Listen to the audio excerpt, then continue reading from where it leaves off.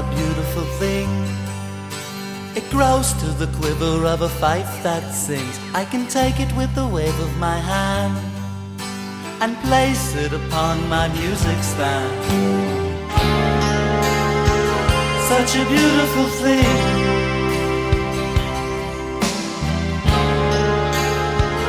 Such a beautiful thing. We have 5 different CMC ministers, members and ministers to speak on vocation. And again, I'm going to ask them to really time themselves so that they do not speak longer than 7 minutes at the most. And I'm going to be timing them as well. So, if you go over 7 minutes, I'm just going to have to stop you. So, because we want to make sure we get everybody in here. So I'm going to call on people in reverse alphabetical order by their last names.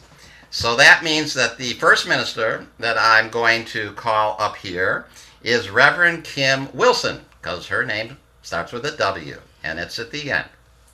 Okay, so Reverend Kim is the 85th minister that we ordained at the Community Miracle Center, and we ordained her on March 15th, 2015.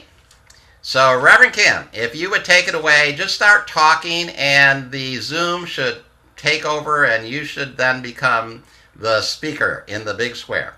Well, thank you, Reverend Tony. And so now is the time to set the time.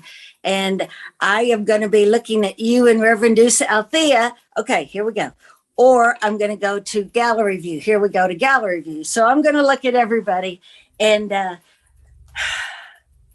I know it is not me, but she that speaks through me. So thank y'all for being here with us. And today it was an opportunity to speak on my vocation. And this is a vocation that I've really felt all my life. Everybody, they always say, what do you want to be when you grow up? About 64, they were asking that question in school. And I never came up with the only thing I wanted to be was happy. I knew that much. I guess I thought I was experiencing something other than that. And so that brings me to my first quotation from A Course in Miracles. I want the peace of God. This is lesson 185. The third paragraph says, 2 minds with one intent become so strong that what they will becomes the will of God. So I have to rest with that. And I know y'all are with me. Even if there's a war outside my door, I know that my will is the will of the Mother, Father, God, Spirit, one, all. I know that is what I am and what we are. And so wanting to be happy, at that time, I didn't recognize it as a peace of God that I didn't recognize. A couple of days ago, I realized Mom woke up not in the middle of the night. I hadn't gone to bed. She'd been in bed a couple hours. And I realized as she left, she started crying and hunching over and saying different things. And I realized she was hallucinating. They'd been changing a lot of medicines lately. And I got her back in bed and tucked her in, and she started this. And I went back to her and held her a minute, and she said some more words. And I said, "Oh my God, Mom, you're hallucinating." And when I said it to her, I remember A Course in Miracles tells us that we are all hallucinating. And, I've always had quite a fright of her with the violent upbringing. It was always kind of a trigger. And even after almost 66 years, it'll be 66 that I came into this body at 9/9. And I realized I have been hallucinating a long time that she was out to get me. And one time I asked her, I just don't think you love me, Mom. And she looked straight at me and said, it's not that I don't love you, I don't understand you.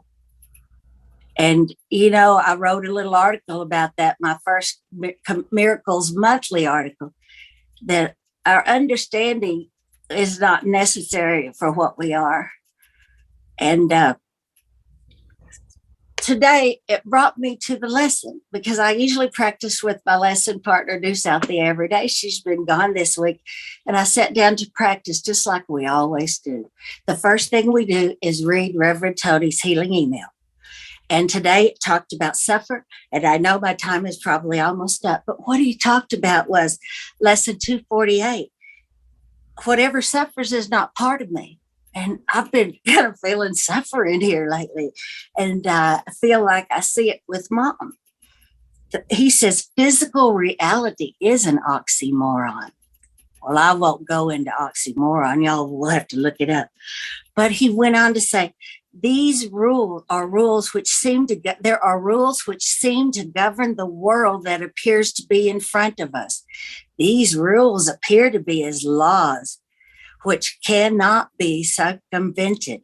They seem to be written into the very fabric of physical reality. These laws include laws like, and fill in the blank yourself, nutrition, laws of medication, laws of getting adequate sleep, laws of aging, laws of reciprocity, laws of good relationships. That list could be endless.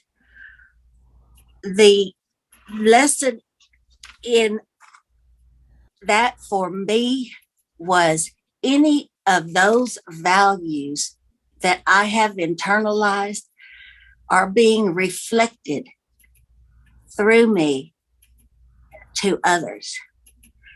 And Reverend Tony goes on to say, people can actually eat all kinds of diets. Some people don't sleep. Some people don't even eat. He didn't say that. I think I added that.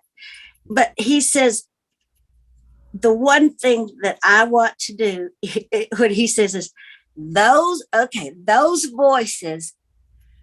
1 minute. Okay, I got it. This is wrapping it up, and this is going to hit y'all hard. You ready? Okay, those voices in the world are merely reflecting internalized values based on well-rehearsed thought. I thought, oh my God, I want some well-rehearsed thoughts. And this is one that hit me at the bottom of his email. It's from the original edition, text chapter 24, paragraph 2. To learn this course, A Course in Miracles, it requires willingness to question every value that you hold. Not one can be kept hidden or obscure. And I'm not going to define that.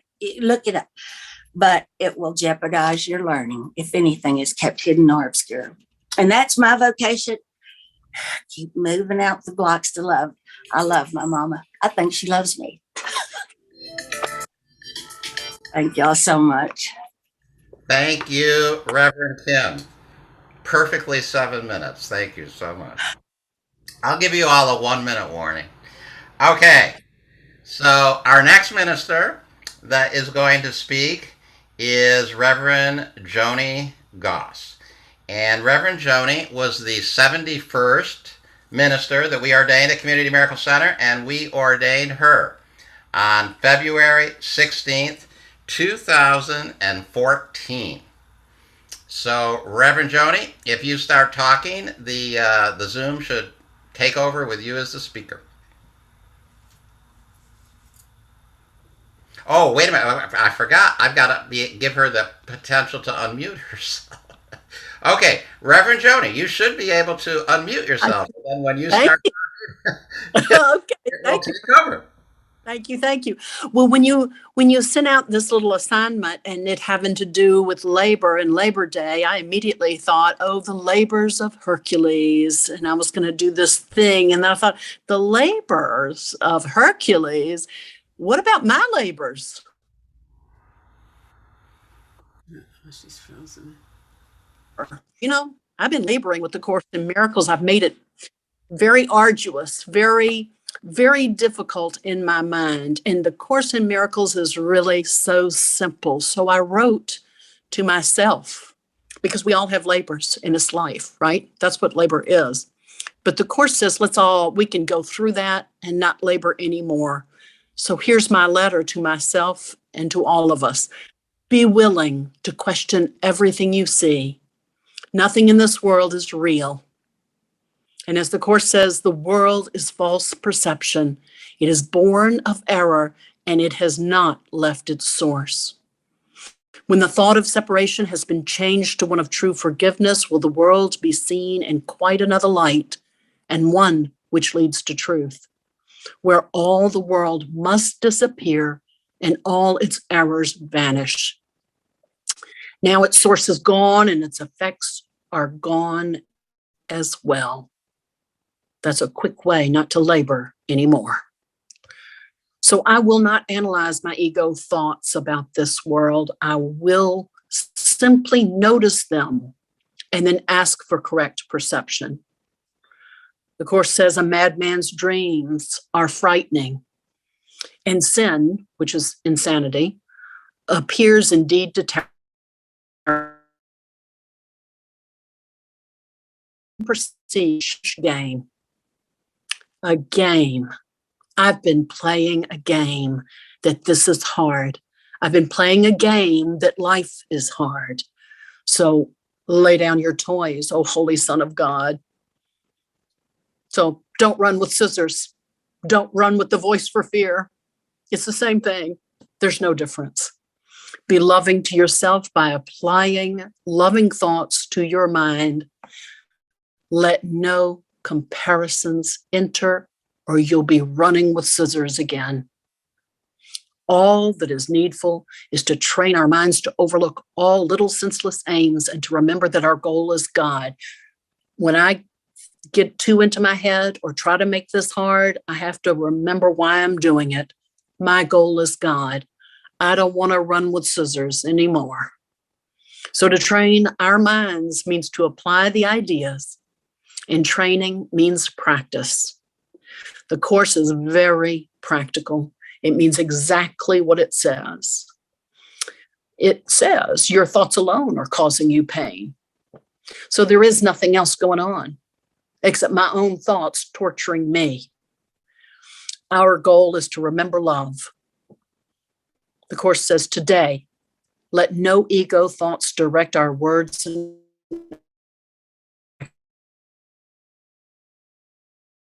step back and look at them, and then we let them go. So there's no need to fix them. There's no need to explain them. There's no need to justify them in any way. Just let them go.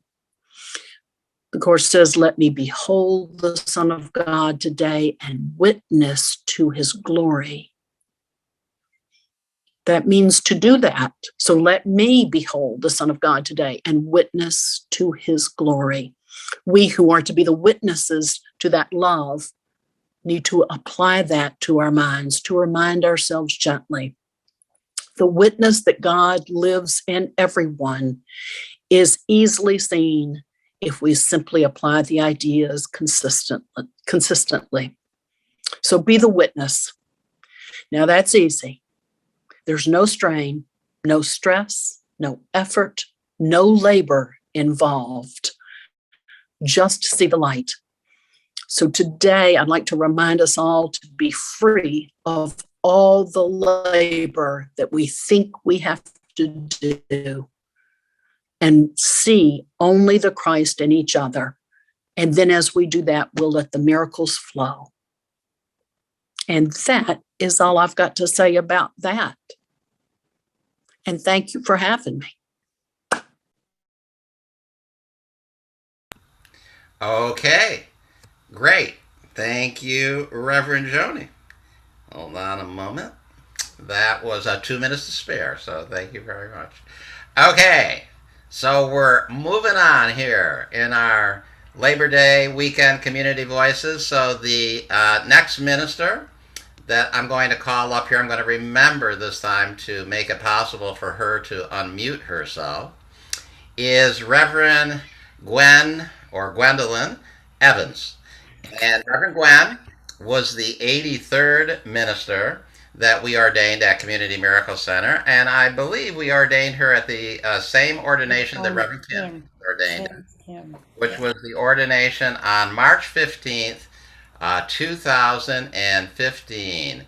So, Reverend Gwen, I believe you are unmuted, so you can just take it away whenever you're ready. I'll give you a 1 minute warning if you're still talking after 6 minutes. Okay. So it's Labor Day today, and what is my job? To ask God every day, how would you have me show up? To think of myself as Christ's office is now open, because I work with people labeled clients that either they themselves, the system, or family have labeled as sick in some way, mentally, emotionally, or physically. And as a licensed clinical psychologist, that's the illusion in this life, I'm supposed to have some special skills that enable me to make a difference in their life. However, over 30 years of doing this, I became so drained and tired, and times I wanted to just quit because I didn't know I was making any difference in their life. And I turned to the book, The Way of Mastery, that I've been working through diligently over the last 2 years and having internal dialogues with Yeshua, also known as Jesus. And I specifically recently went back to chapter 19 on healing. How do I heal, or what is my function as a healer? I want to learn to heal. And he says in that chapter, I went through a process of learning to manipulate subtle energies and created the perception that I had the power to change another. Often this would bring about what was perceived as physical healings in your body, in your Bible, but not so much was done with following up. So that had people followed up on those cases, some of them would have stayed healed, and I'll talk about that in a minute, and a lot of them reverted. And what he says was, I was able to manipulate the energies of the mind body in order to change an out picturing, the way the person and himself pictured that person in the life if they were healed. But he also noticed that there were some that stayed that way, but others within a matter of hours or days or weeks and certainly months, the out picturing of the old pattern would show up. And the difference was that their interaction was those who held on to the healing or felt healed, their interaction with Christ, with Jesus, was that they recognized within themselves as being an out-picturing of the truth of their own being. In other words, they took responsibility, used their free will, and said, if he did this, hey, I must be like this too. And they did it. But those who felt he had some kind of magic didn't hold on to the healing. And he also says towards the end of the same chapter, I learned a humble lesson through the process and went deeper into myself, into an understanding of what the world is and how the mind works. I came to see then that because all mind in caps and all minds in small m are made in God's image, free will cannot be usurped.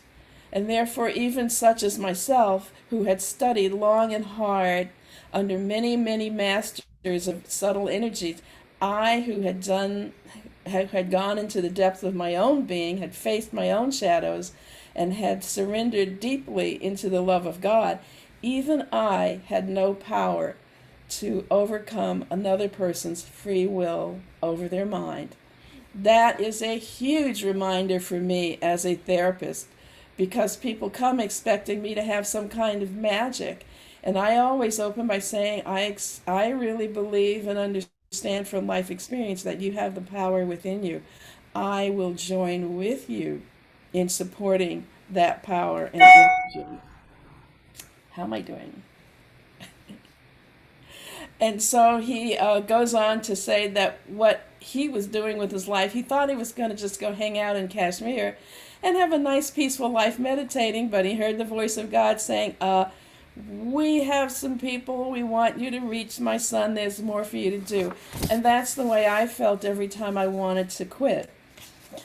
And so he says also in the chapter that, like you, I was a temporary modification of an eternal energy, which in physics today we call quantum energy. And that's part of what he used for healing. An outpicturing of a thought, a mental thought held in mind that learned to surrender misperceptions of dreams, illusions, etc. And he says that only the Christ mind was present when he finished going through this process with learning himself, so that no thought could touch his body because it was an illusion. And that this was why when he was, quote, being crucified, he wasn't feeling what those observers thought that he was feeling. And how does that affect me today as a clinician? It's really important that I do my own healing work before I start each session and ask God, how do you want me to show up? And surrender my mind. And oftentimes when clients are talking, I'll hear an inner voice from my guide telling me something about the person, and I'll say it, and they go, how did you know I was thinking that? Or how did you know that's how I felt? And I'm going, because we are energy connected together. We're quantum fields. There is no you or me. There's only unity of energy. And we're healing each other. And they're thinking, 1 minute left. As a therapist, to be healed, and you're telling me I'm healing you? And like Jesus says in this same chapter 19, that was his biggest lesson, that all the people who came to him were in fact contributing to his awakening. And that's how I feel now about my clients. And I use the term clients because that's the way we understand it, but that's not how I hold that energy. They're just people that I'm learning to love as parts of myself. And even the problems that they present sometimes touch on things I've been going through in my life. So I thank the Course in Miracles. I thank Yeshua for our daily conversations. And I feel more alive and at peace when I trust and am faithful and am disciplined in what he tells me every morning, which is get out of bed.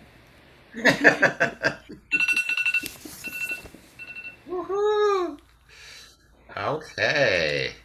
Thank you, Reverend Gwen. Okay.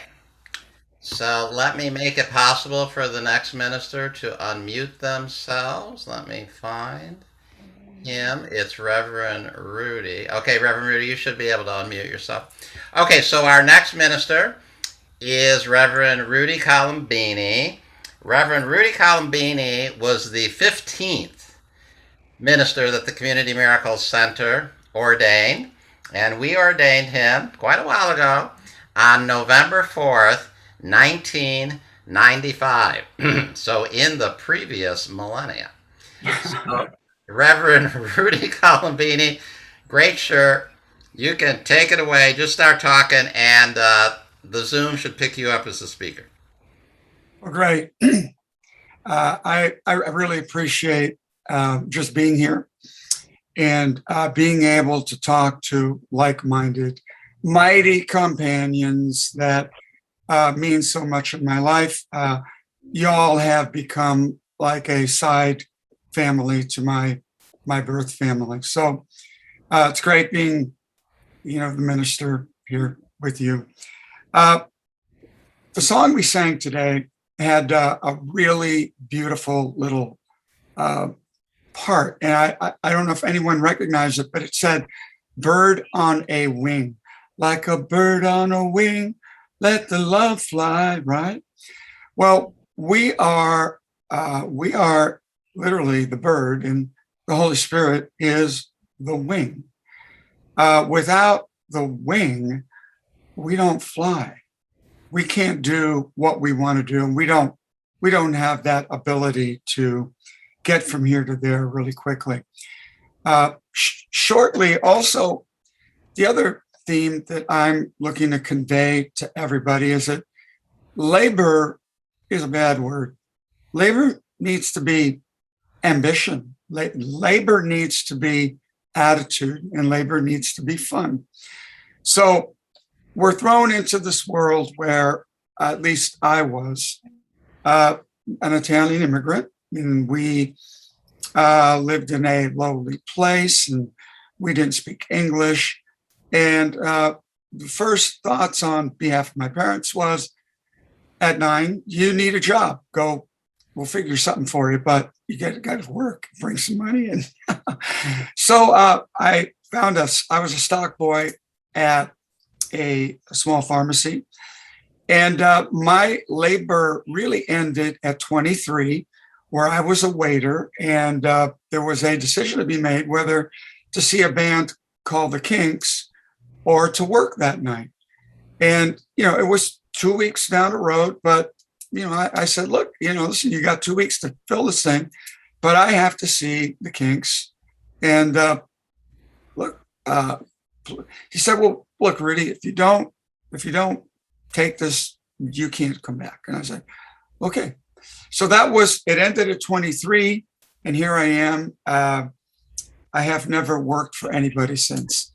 Now, little to no, but when you work for yourself, you work twice as hard and twice as much. And my life became dedicated to really hard work. And, by most people's standards, I've gotten a lot done.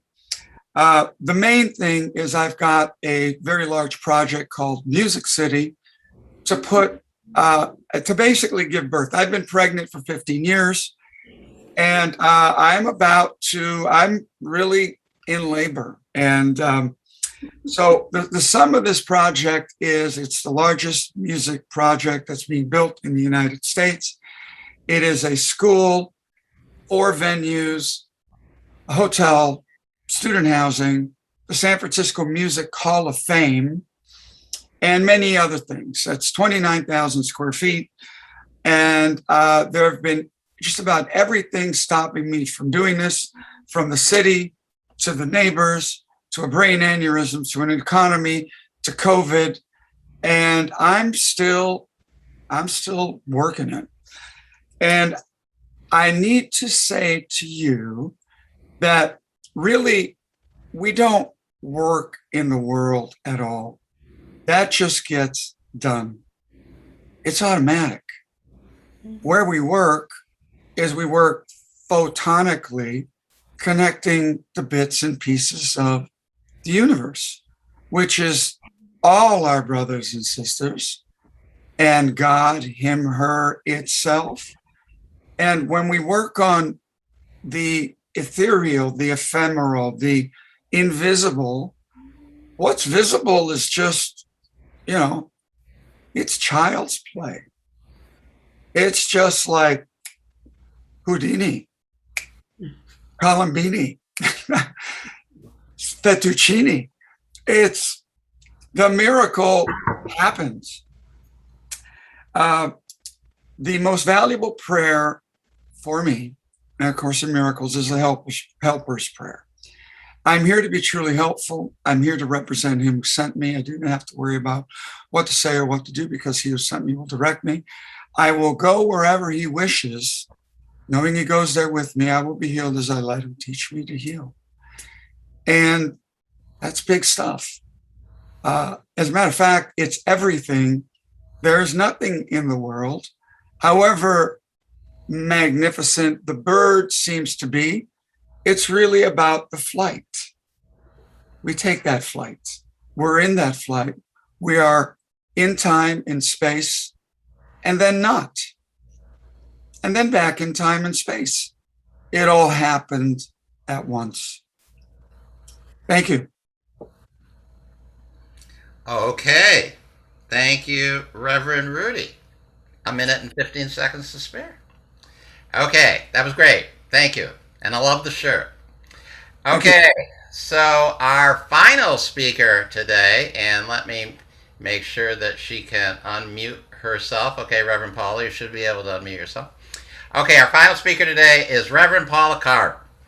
Reverend Paula was the 125th minister that we at CMC ordained, and we ordained her earlier this very year on February 14th, Valentine's Day. She was a little gift of love to all of us here at the Community Miracle Center.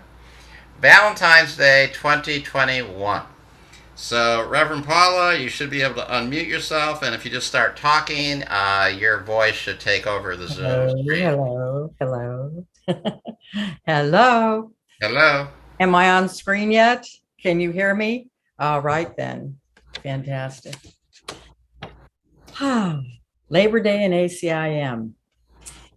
I, too, am very honored to be part of our community sharing during this, what we call Labor Day weekend celebration. It's a celebration, end of summer, whatever you want to call it.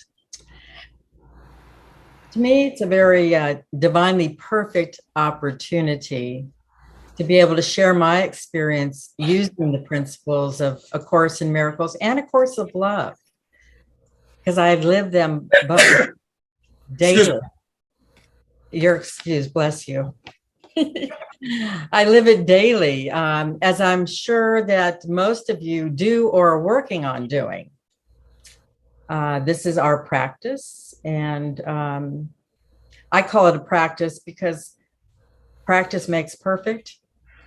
And since we are already perfect, whole, and complete, we just need to realize this truth. So my practice of truth is just what I do.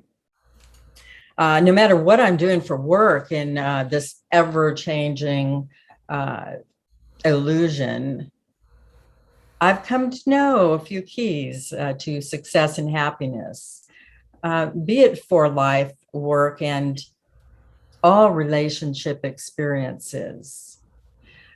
This continual, cohesive thread of love. That's the key, knowing that I am love, being wholehearted and joining. It's very clear. A Course in Miracles, text 134, first chapter. You are the work of God, and his work is wholly lovable and wholly loving. This is how a man or woman must think of himself in his heart, because this is what he is. This is truth. Most of my life, I've chosen to do what I love and loving what I do. I've always been quite comfortable choosing something different when circumstances arise. I bring this up because I've had numerous jobs and careers, choosing roles as a laborer, a worker, an entrepreneur, a business owner, employed, unemployed, and an employer. My lifetime of experience has been more often than not anchored in living a spiritually guided path in service, supporting and loving where I am called to be. A Course in Miracles, A Course of Love, they've both been highly transformational in my life and for my clients, my family, my friends, and the world as a whole. Once I realized the difference between the ego mind and Christ conscious mind, it became easier for me to recognize right choices. I learned to listen and follow that divine guidance, embracing change for good always. When I actually listen to that divine guidance, it's right every time, setting me on the path of least resistance. So you have to listen to that, which you're getting. Traveling the path of discovery, there comes a time when we realize we are in perfect sync and nothing is missing. Miracles happen all the time. I experience this often in my life. As one situation ends and another one appears. This is not a secret for some and not others. All are able to know this truth. We just simply need to be willing, open, and receptive, and allow the correction of error. That is the miracle, the correcting of the error. A Course in Miracles, text 132, Introduction to Miracles says, the power to work miracles belongs to you. I will provide the opportunities to do them, but you must be ready, willing, since you are already able. Doing them will bring conviction in the ability, since conviction really comes through accomplishment. The ability is the potential, the achievement is its expression, and the atonement is the purpose. I'm so grateful for all the opportunities that were given me to demonstrate miracles ongoing. A Course in Miracles, a course of love, these are gifts of love from God as tools for increasing our awareness and recognizing our oneness with all. So with the Course in Miracles, text 131, I'll wrap this up, that the purpose of the atonement is to restore everything to you, or rather to restore it to your awareness. You were given everything when you were created, just as everyone was. When you've been restored to the recognition of your original state, you naturally become part of the atonement yourself. As you share my inability to tolerate lack of love in yourself and others, you must join the great crusade to correct it. So the slogan for the crusade is listen, learn, and do. Listen to my voice, learn to undo error, and do something to correct it. The first two are not enough. The real members of my party are active workers. I am a minister of God. This is the work that I do in this world, in this life. 1 minute. A miracle worker in service, making a difference for good in individual lives and for lives of all. This is my vocation, and I am so blessed and grateful, and I love what I do. Thank you so much. Thank you, Reverend Paula. Okay, let's all give them, they won't hear the sound of our hands, but they will feel the sound of our energy. So, woohoo! Those were all terrific. I really want to thank Reverend Kim, Reverend Joni, Reverend Gwen, Reverend Rudy, and Reverend Paula for a wonderful Labor Day weekend Community Voices. Okay.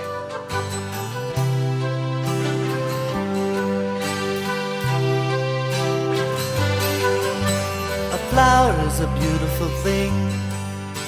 It grows to the quiver of a fife that sings. I can take it with the wave of my hand and place it upon my music stand.